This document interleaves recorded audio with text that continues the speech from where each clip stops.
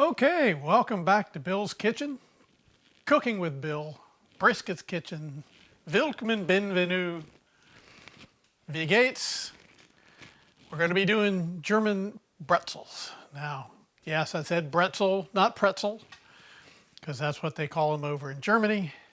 And there's nothing better. Anytime I've been in Germany, and I used to travel there quite a bit, I'd stop anywhere to get a pretzel that I could. You got to be careful. Sometimes they're a couple days old, they can get kind of hard, but on the day that they're baked, they're absolutely delicious. They're fantastic texture, the color, just the whole bit. So I'm going to show you a really quick way to make pretzels. Now, quick is kind of a term that you might use, but it's not like baking bread. It's not going to take quite as long. There are some parts we'll cut back and forth because I don't want you watching me knead bread for 10 minutes. But we'll get into that. So, basic recipe. It's going to take flour. You're going to take a dry yeast. We're going to take a little bit of salt, a little bit of butter, some hot water, and I'm going to use a little bit of sorghum for the sweetener. Now, you could just use sugar for this. Some people will actually use a dark beer, and then they don't have to use the yeast or the sugar. So we're going to start out with this. We're going to take a cup of all-purpose flour. Okay. Put it in. We've got 1 tablespoon of dry active yeast. Put that right in. And then I've got 2 tablespoons of softened butter. Again, that's going to act for the oil, but it also gives it a flavor as opposed to just using an oil. Now, with that, I've got a cup and a half or a cup and a third of hot water. And we'll pour that in. Let this stir around for just a minute, just to incorporate that a little bit. And I'll probably use a little spoon to make sure I get this off the side.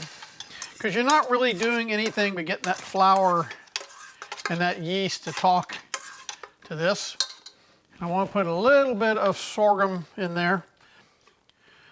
Sorghum is kind of like molasses. You could use a blackstrap molasses. Now I'm only putting about a teaspoon in. That's it. We're going to get a little bit of the flavor from it, and we're going to get the sweetness to be able to work with the sugars out of that sorghum with the yeast. Now the yeast will use that sugar and the flour to eat. It'll start bubbling. We're going to leave this here for about 15 minutes. So we want it to get really bubbly and frothy, and that lets us know that yeast is starting to break down that flour and that sugar, and basically it's doing a bunch of belching and it's getting bubbles all through the thing, and it's going to make it be able to make that rise that we want out of the dough. So I'll come back and we'll add some more ingredients in about 15 minutes, and we'll keep going forward with German pretzels, or as I would say, German Bretzels. So, wie geht's? And we'll be back in a bit. Okay, so as you can see, we've got that bubbling going on from the yeast activating with that sugar and flour, taking that butter and everything, making it wonderful. We're going to turn this and add 2 more cups of flour.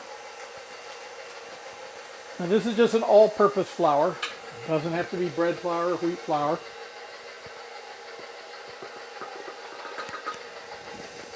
And we're using a dough hook. We're also going to add in our salt.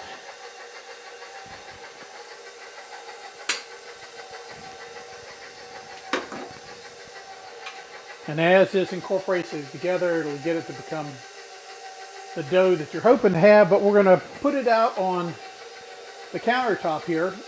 And we've cleaned the countertop off, and we're going to take a little bit of dusting of the flour out here, so we can knead this.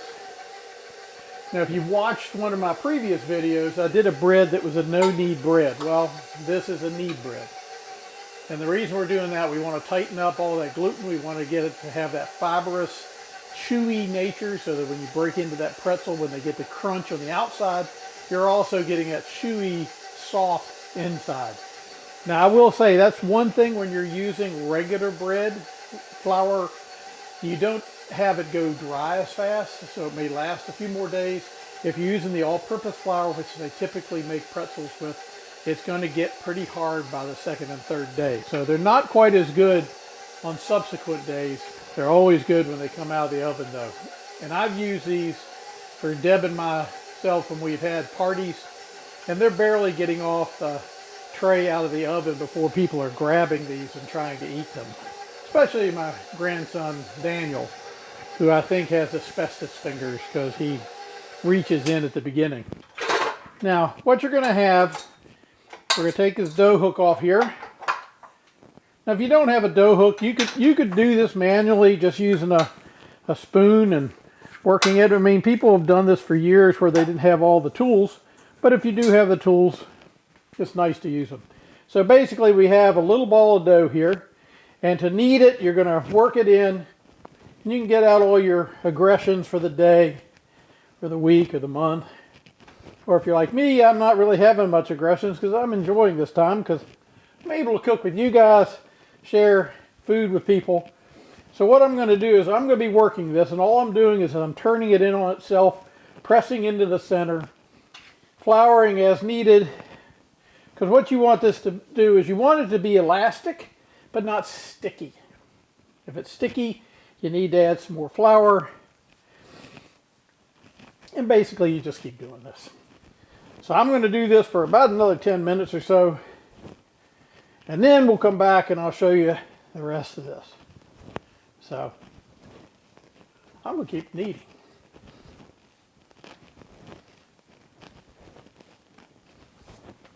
Okay, so we've been kneading this for about 10 minutes or so, 10-15 minutes. It gets an elasticness to it. See how that looks? Very nice.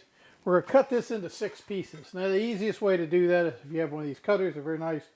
You could use a knife just as well. So we're going to cut it in half, okay? And then cut this into thirds. So about that, about that. Now what we're going to do is we're going to let these kind of rise here as I'm working on the rest of this. So what we're going to do is we're going to make some pretzels. Now there's a couple different ways you could do this. Some people like a traditional pretzel, and to do that you need to roll this out into about a 15-inch long ribbon, and then you can do the twirl and spin to make a pretzel. Another way that people do this is to make a pretzel roll, where you just actually take this, make it into a bun, cut the top with an X. That'll work as well.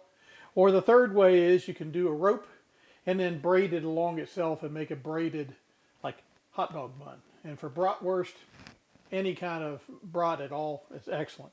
So we're going to try at least give you an idea what it would look like if we try to make a traditional pretzel. So basically you're going to take this and you're going to start stretching it out. And you're going to try to get this to be about 1.5 feet long. Okay. So as you stretch this out, and you can feel that gluten is really working in there. You can feel the fibers working to stretch. Okay, so there's about a 15-inch. And so what you do is you circle them underneath each other. And you have one side that you pinch there. And the other side you're going to pinch here. Or you can run them both on top if you wish. Okay, and then you're just going to set them off to the side. Now if we're going to make just a pretzel roll, we're going to just take this. We're going to make sure it's a roll size.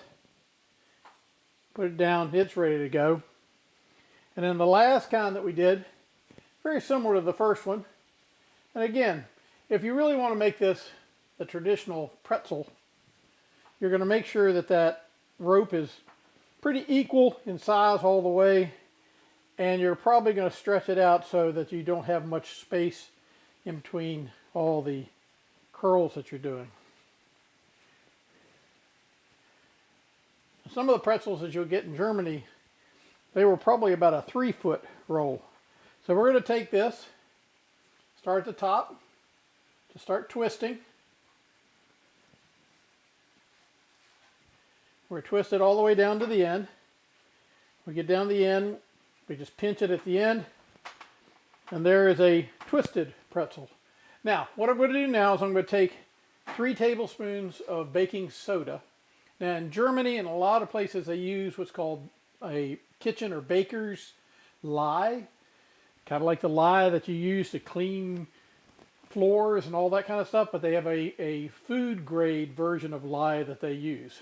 Typically in the US, most people don't use a food grade lye, so we go to baking soda. Now, baking soda takes more than the lye, and it does have a different flavor, but you don't have to wear protective gloves and goggles when you're doing this, where they do over in Germany. So what I'm going to do is I'm going to add this to some boiling water.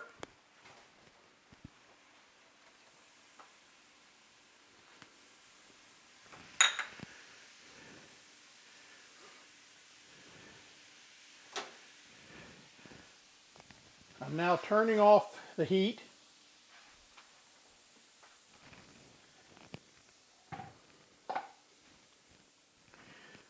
Make sure that's all stirred up.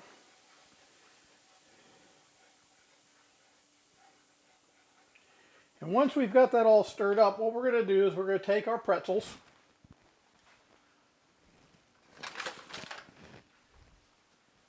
We're going to take our pretzels and we're going to dip them in this alkaline, I think it's alkaline, bath. So we're going to set them in here. Wait about 20 seconds or so. As soon as we've been about 20 seconds, we're going to flip them over. So they've had a nice bath in this salt type of liquid. It gives it its texture. It also gives it a flavor to them. If you don't do this, they don't come out the same as a German pretzel. They come out as a bagel. So we're going to let this sit for about another 20 seconds. I'll take them out and put them on my sheet, let them rest there for a little bit. So we left it when I first started to do these. I got them set up the way I wanted to by putting them in the bath. As you can see, they've grown even sitting out. So these will continue to rise a little bit before you bake them. What we're going to do now is we're going to brush them with a little bit of butter. Now, butter is going to give them that golden hue. Now, some people don't brush them with butter. Some people don't want to have the butter itself because maybe they're vegan. Some people are traditionalists and they say, well, if you use the lye like you can in Germany, it gives it that dark brown appearance. Well, I have found that it's just a nice way to brown things up. It's kind of like some people do egg washes on things to give it a nice look at the end. The last thing you're going to do is you're going to add some coarse sea salt. And again, be careful with this. You can get way too much. A lot of times when I go to a store or something and they have pretzels, they've just killed them with salt. I like a little salt for the flavor, but I don't like too much. So at this point, we've now got a bunch of pretzels, and we're going to put them in the oven at 450, and I'll show you what they look like when they come out. Okay, put the oven on 450 degrees, put these pretzels in for about 15 minutes. Now again, depends on how big you make them. If you make them really small, it might take only about 10, 12 minutes. If you make them really big, it might take 18. So when you get a time limit, just check them. You want to make sure they're brown. As you can see, we've got an example of each. So we've got a nice twist here. We've got your traditional pretzel. And then we have a pretzel bun. So if you're doing hamburgers, nice way to do it with a bun. If you're doing a hot dog or a brat, perfect with a twist. Or if you like the traditional pretzel as a pretzel. So when you open these up, again, very fluffy inside. You got that crust on the outside, a little bit of salt, but an excellent way to spend your afternoon. Doesn't take a lot of time. Get a little aggression out doing the kneading of the dough, and then you can make these for your friends. Have a brat, have a beer, whatever you're doing. Glass of water doesn't matter to me. So again, if you like what you're seeing here, subscribe to my YouTube, leave me some comments. You can like me on Facebook, share it with your friends. Give me feedback. I'm always willing to have feedback. Yes, Bill, this is your dough that would be pizza dough, but we're making it German. So, I hope you enjoyed it. I'll say Wiedersehen, and we'll see you back in the kitchen.